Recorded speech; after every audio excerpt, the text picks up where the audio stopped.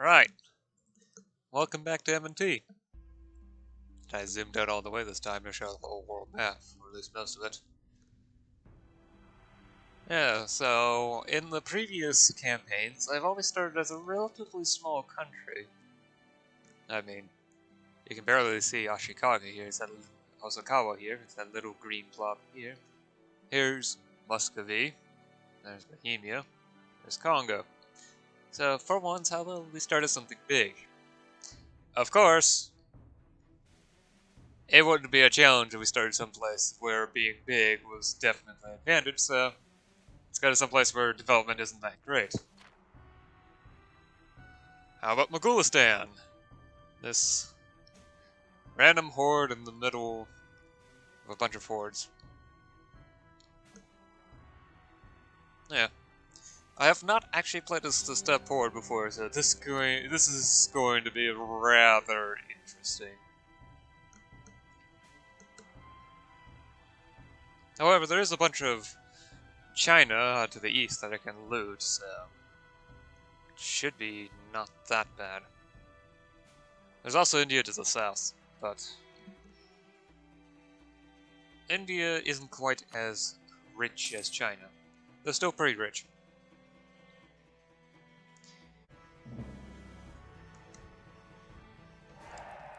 There we are.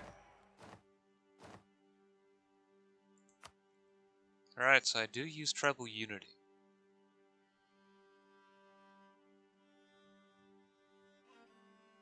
Good to know.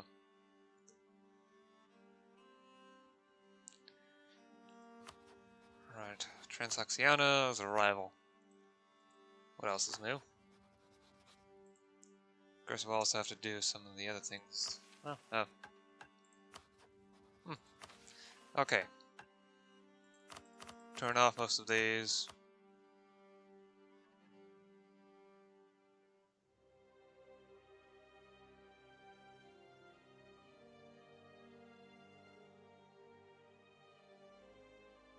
I'm gonna leave those up.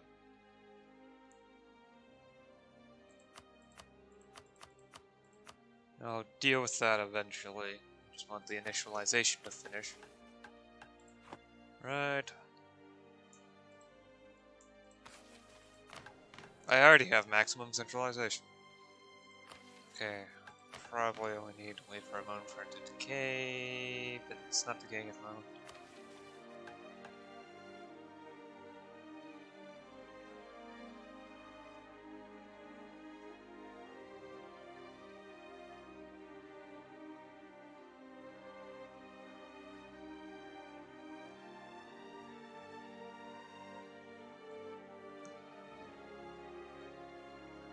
At least a mission tree to guide me.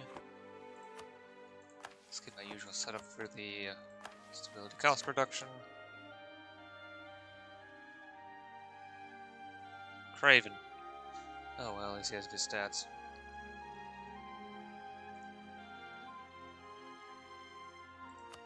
Though that heir is probably going to die very, very quickly. Random location chosen because it's central, not because of any other reason. I do believe one of these provinces happens to be a good spot. Yarkand, yeah. This place has a small city going. I say small because there's a marketplace, a workshop, a mosque, a road network, and a rank 2 city hall. That's it. Oh, and 30k urban population. Oh, it's not the only location with dev. There's also Kokand. It's part of the Silk Road. As well as Kashgar. So I am in a pretty central location with regards to the Silk Road. I should definitely send one of my merchants to collect the trade here. I can't reach any other nodes, sadly. Oh, and I also have Turfan. Again, this capital is chosen for its central location, not for anything else. This nomadic territory does help with communication, although not to a huge amount. Yeesh, this is not going to be easy to handle.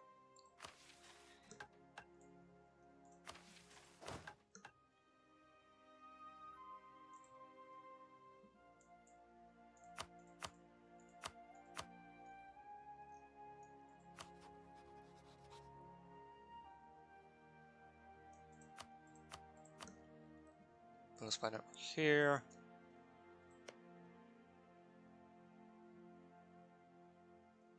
I have a border with them, right? Yeah.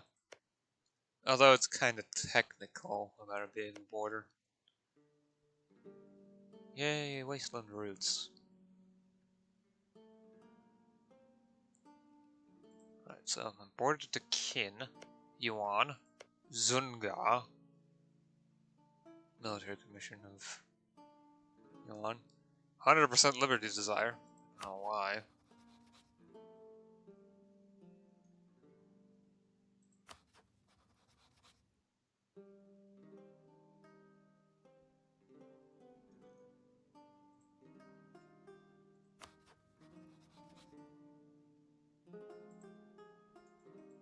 Also neighbor to the Blue Horde, which is technically a vassal of the White Horde. Transoxiana, which, like me, doesn't have any real diplomatic things going on.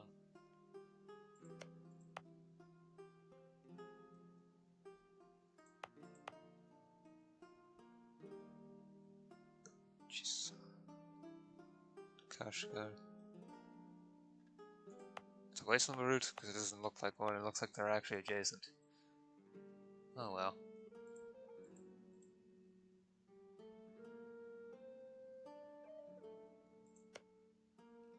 So any way to reach India through here? To Hotan. Yes, okay, so I'm actually adjacent to Guj. Guje. However that's pronounced. Okay, so I've got the adjacencies down. Not adjacent to Kashmir, Charsada. To Kashmir, Multan. Or Ladakh, so... those are my neighbors. Okay. Good to know. Let's get started. Do the default setup. And then I'll delete regions and do the usual.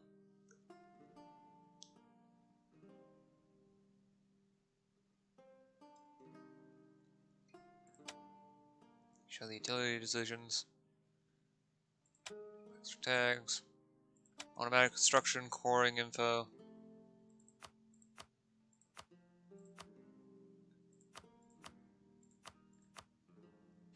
And finally, the regional deletion menu. There it is. Allowing for land reclamation. Central America, North America, South America. Don't care about those. West Africa, South Africa.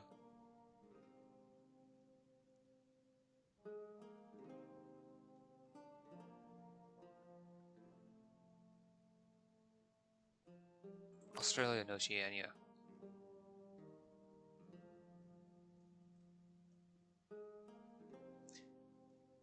I think keeping most of, well, Northern Africa, as well as basically all of Eurasia is a good idea. So let's apply and exit.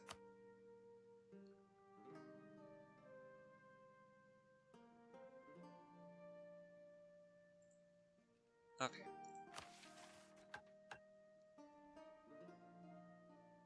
I can claim the Celestial Empire.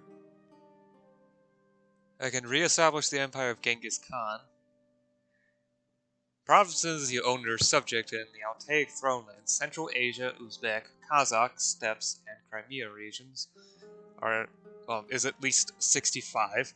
Cores is at least 50. I also need to own Orkhan.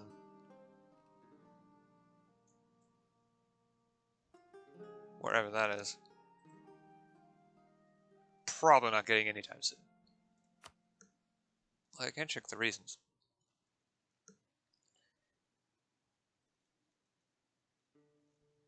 This is Turkestan. Okay, so Kazakh steppe.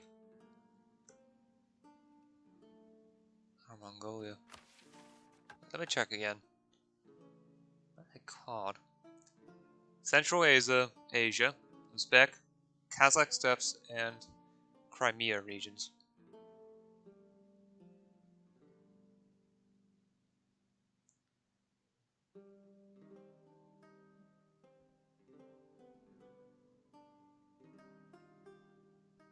includes a Kipchak steppe as well, but probably not the Zungari. Although that might have something to do with the fact that I own almost all of it, don't I? No? That was highlighted as well. Some of that is owned by Yuan. Okay.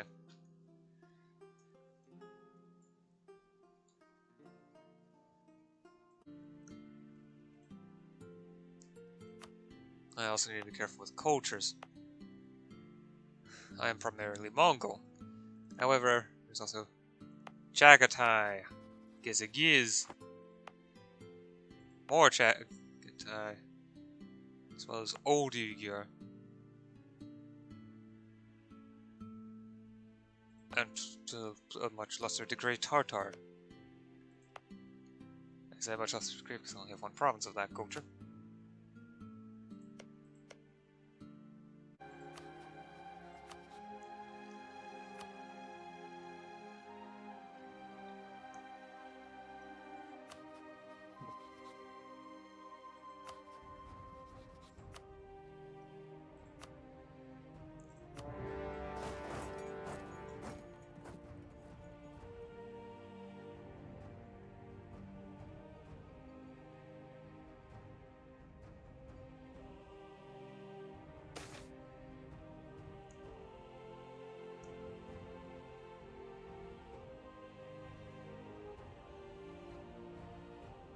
Loot the cities, burn the farms, and cart off the local populace.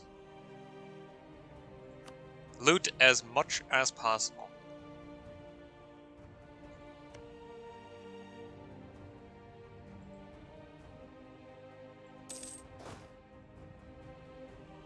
Alpine Tundra. -2.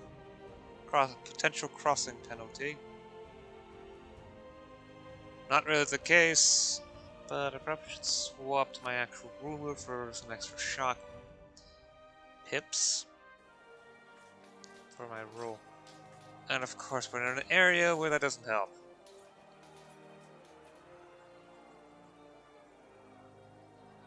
Shoot, that's not good.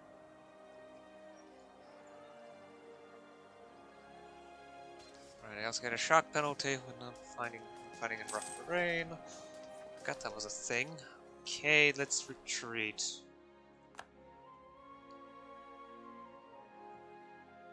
Oh boy, this is going to be an uphill battle, isn't it? Yeah, definitely should call upon the tribals. Jeez.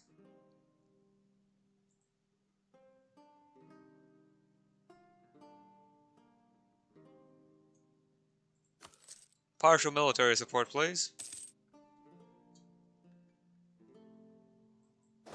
Even if it isn't enough to win fights, because I need... Even if it doesn't help me win fights, the sheer numbers will lower war enthusiasm for the opponents. And as a result, make it a little bit easier for me to handle stuff. Right, the greater numbers should help. Ooh! Dorfan now has a workshop. Good.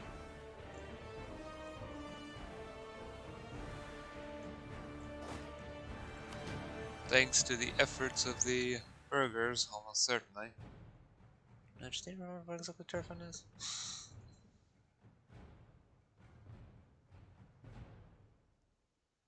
Over here. Okay. Yeah, this province needed it. Bayingo also has one. Nice, nice. Yes, this battle's going much better. Plus 25% shock damage. Okay.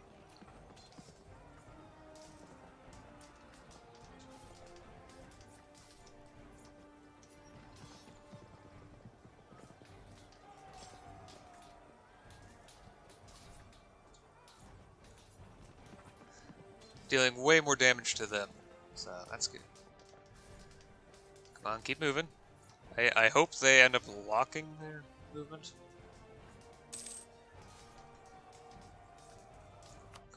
That. Probably should start putting the spy network here.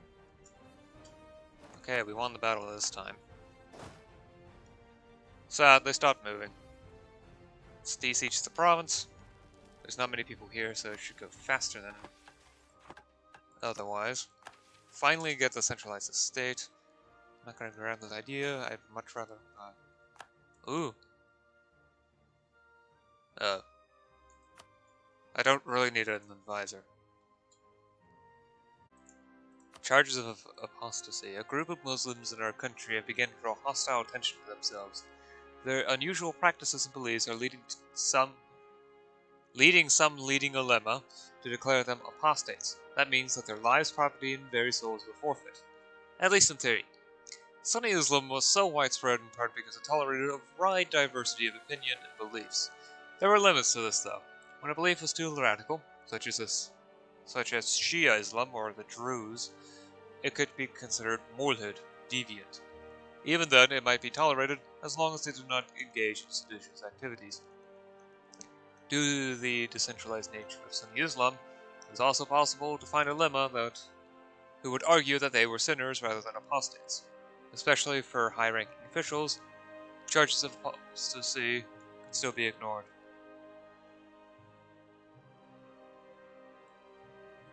They are sinners, but still Muslims, and would not create a persecuted heretic minority if it can avoid it.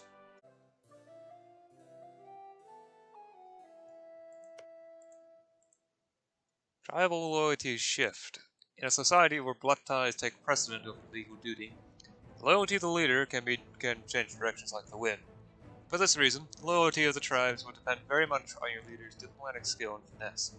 A ruler's diplomatic skill of 3 and under is more likely to result in deteriorating loyalty, whereas a skill of 4 and higher is more likely to result in improvement. The tribes gain 3 loyalty. Good. I deserve nothing less than complete and absolute loyalty.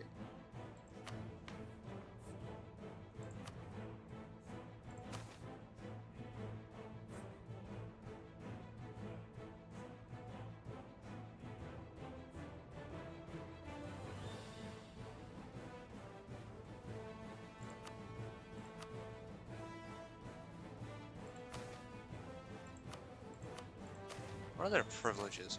Toothless embargo, significant toleration of smuggling. How about I give you a privilege? Principal court suppliers. You're gonna love this.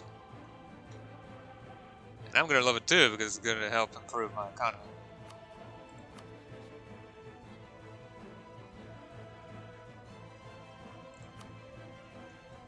My peace with you. Because I don't care.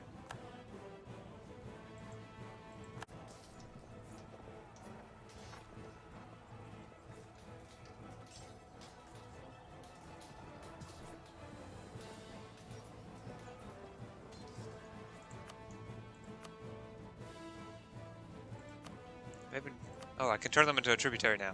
Okay.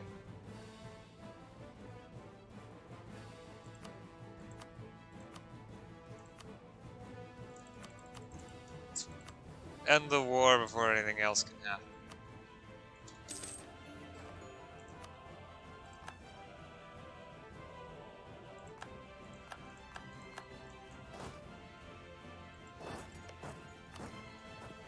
I don't need a spy network in here anymore. Tribal loyalty will not change. Okay. Fine by me.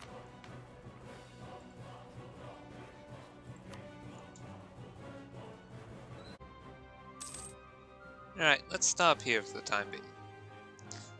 So, I'm getting myself a little bit acquainted with how hordes work in M&T. I have to juggle tribal unity while dealing with invasions and whatnot. I've invaded Gouge and turned them into a tributary state, rather than a vassal, for reasons. The option was available, so I took it. Besides, I am not capable of fighting in mountains whatsoever, so I do need to be careful. Make sure I fight in flat terrain. Thing is, I don't know, I'm not 100% sure what counts for flat terrain and what doesn't, so I really need to be careful. Although it's less of an issue when fighting against actual hordes, of which there's Transoxiana, a blue horde, the white horde, as major hordes. There's also, I think, yes, there's Anding and Zungar. Kongarai also exists over here, but it's nomadic rule actually, so not steppe horde. Yeah. Nomadic rule. These are nomads, not hordes. Yeah, there's actually not many steppe hordes around. Of course, that number should decrease as the white horde eventually falls apart. They're bound to do it eventually.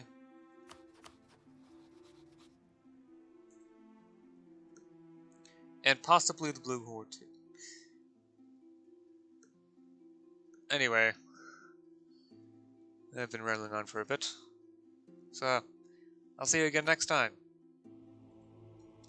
where we will continue. Until then, bye.